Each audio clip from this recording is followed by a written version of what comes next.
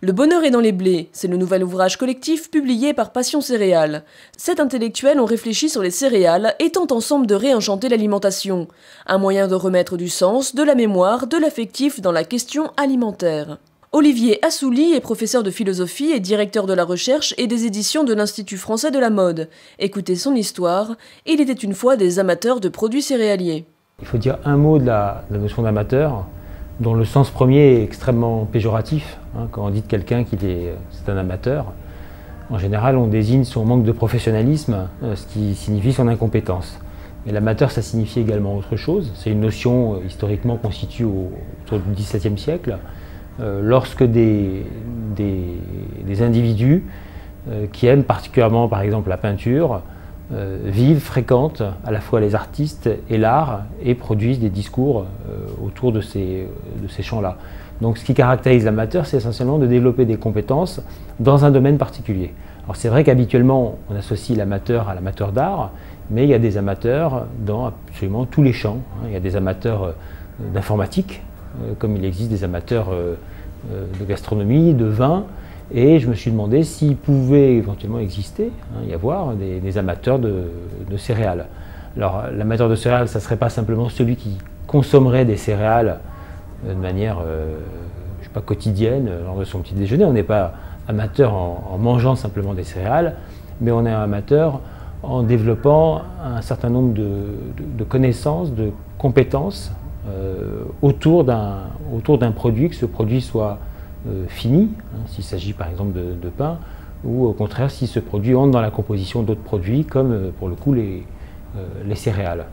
On sait bien que dans le domaine du vin, il y a énormément, en tout cas de manière très repérable, des amateurs. On constate que pour ce qui est des céréales, les choses sont beaucoup moins dessinées et qu'il n'y a pas à strictement parler d'amateurs de céréales. L'amateur de vin n'est pas amateur à strictement parler de raisin. Être amateur de céréales signifierait être amateur d'un produit en gros non fini, ce qu'on pourrait appeler péjorativement, mais je crois que c'est plus compliqué que ça, une matière première.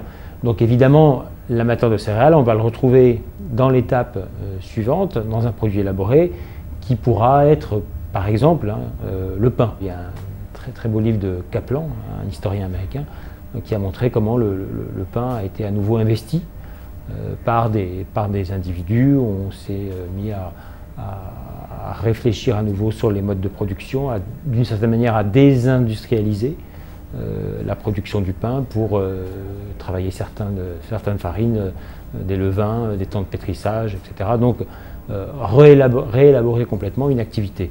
Et à partir du moment où il y a une réélaboration d'une activité, en général elle est conduite aussi avec des relais précisément d'amateurs de pain qui vont apprécier le pain, c'est-à-dire apprécier au double sens que le français propose.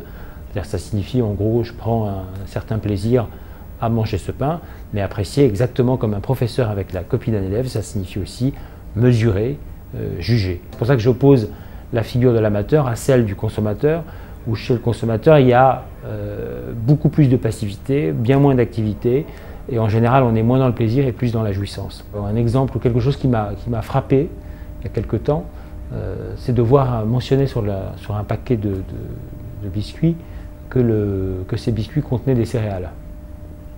Ce qui a été présenté véritablement comme une nouveauté. Ça met le doigt sur une chose importante, c'est que la céréale, à partir du moment où elle est transformée, est à strictement parler invisible.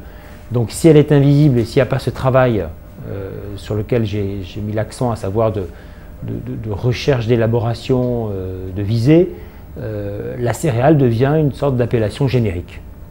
De même qu'il y aurait du vin, ce qui est absurde pour un amateur, il n'y a pas du vin, il y a des vins. De même qu'il faudrait imaginer pour qu'il y ait de l'amateur de céréales, qu'il y ait aussi effectivement une vraie complexité qui se met en place. Si on mange des céréales, si les céréales sont anonymes et génériques et universelles, évidemment, il ne peut pas y avoir il n'y aura que de la consommation.